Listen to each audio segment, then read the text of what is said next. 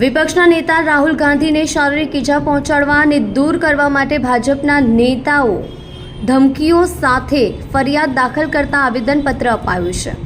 BJP નેતા તરવિંદરસિંહ મારવાહ 11/9/2024ના રોજ મારવાહે બીજેપીના એક કાર્યક્રમમાં વિપક્ષના નેતા રાહુલ ગાંધી સામે ખુલ્લેઆમ જાનથી મારી નાખવાની ધમકી આપી હતી। તેમણે કહ્યું હતું કે રાहुल गांधी बाज आजा नहीं तो आने वाले टाइम में तेरा भी वही हाल होगा जो तेरे दादा का हाल हुआ। તમે વધુ સારું વર્તન કરશો અથવા તમારી દાદીની જેમ જ ભાગ્ય મેળવશો।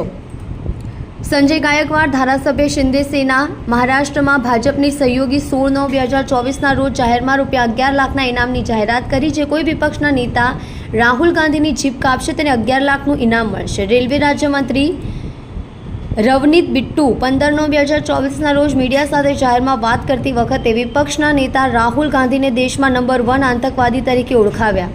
બિટ્ટુએ હિંસા ભડકાવવા અને શાંતિ ભંગ કરવાના ઉદ્દેશ્ય સાથે ગાંધી વિરુદ્ધ જાહેરમાં નફરત અને આક્રોશ ભડકાવવા માટે જાણી જોઈને નિવેદન આપ્યું હતું। આ નિવેદનનો ટીવી ચેનલો અને સોશિયલ મીડિયામાં વ્યાપક પ્રયાસ કરવામાં આવ્યો હતો। यूपी सरकारना मंत्री रघुराज सिंहे जे रीते 16/9/2024ના રોજ ભાજપના નેતા અને यूपीના મંત્રી રઘુરાજ સિંહ પણ જાહેરમાં કહ્યું હતું કે વિરોધ પક્ષના નેતા રાહુલ ગાંધી ભારતના નંબર 1 આતંકવાદી છે।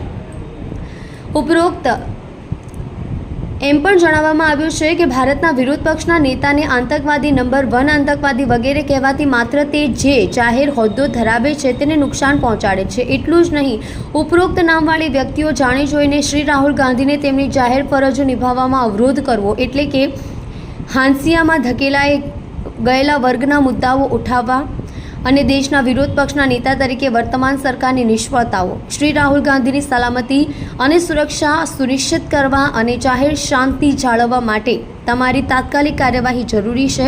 જેના હેતુસર સુરત જિલ્લા કલેક્ટરને સુરત શહેર મહિલા કોંગ્રેસ સમિતિ દ્વારા આવેદનપત્ર પાઠવવામાં આવ્યું છે।